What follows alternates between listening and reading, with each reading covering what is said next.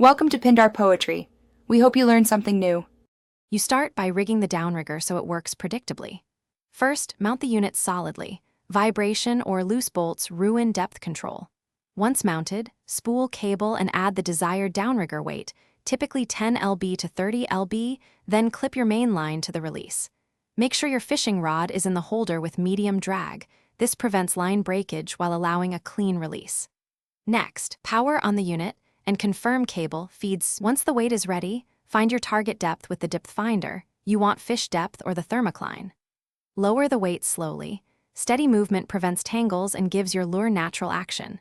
When you reach depth, pause and reel up or back the weight a few feet so the lure swims just above the weight. This improves bite detection. Make sure boat speed and line angle keep your lure in the strike zone.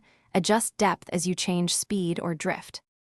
You land a fish by making a decisive rod pull to trip the release. Once free, immediately apply steady pressure and reel the fish toward the boat. If the fish is deep, use the downrigger's power to retrieve the weight while you manage the rod.